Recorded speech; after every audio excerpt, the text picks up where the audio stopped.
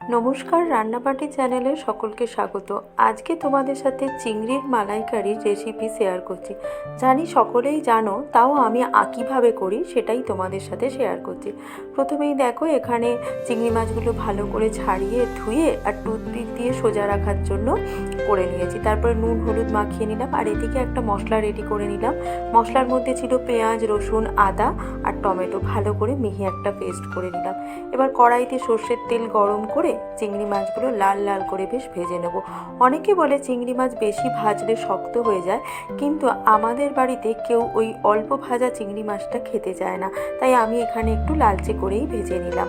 চিংড়ি মাছ ভাজা হয়ে গেলে ওই তেলেই গোটা গরম মশলা, যেমন দারচিনি, ছোটো এলাচ আর লবঙ্গ, শুকনো লঙ্কা, তেজপাতা আর একটু জিরে ফোড়ন দিয়ে দেবো।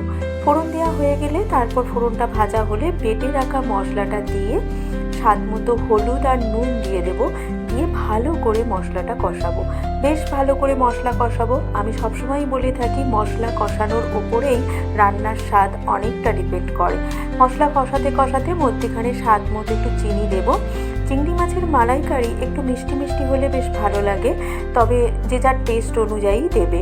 এখানে একটু ঝালের জন্য লঙ্কা গুঁড়ো দিয়ে দিলাম, বা কালারের জন্য অল্প একটু কাশ্মীরি লঙ্কার গুঁড়োও তোমরা দিতে পারো, তবে আমি এখানে দিচ্ছি না, কারণ আমাদের একটু সাদা সাদা হলে বেশি পছন্দ করে। এবার মশলা কষানো হয়ে গেলে যাতে কড়ায় না লেগে যায়, তার জন্য একটু মধ্যিখানে গরম জল ইউজ করব। শেষে মশলা কষানো হয়ে গেলে নারকেলের দুধ, যেটা একদম ঘন দুধ, সেটা আমরা এখানে ব্যবহার করব। নারকেলের দুধটা দেওয়ার পর যখন গ্রেভিটা ফুটে উঠবে, তখনই চিংড়ি মাছগুলো দিয়ে ফুটিয়ে নিলে আর শেষে ঘি গরম মশলা দিলেই তৈরি হয়ে যাবে। খুবই খেতে ভালো লাগে, অবশ্যই ট্রাই করো। এই রকম রেসিপি দেখতে হলে রান্নাবাটি চ্যানেলটা অবশ্যই সাবস্ক্রাইব করে আমার পাশে থেকো, আর নোটিফিকেশানের জন্য বেল আইকনটা প্রেস করে দিও। ভালো লাগলে লাইক, কমেন্ট, শেয়ার করো। আজকের মতো এই রেসিপিটা এইটুকুই। কেমন লাগলো জানিও।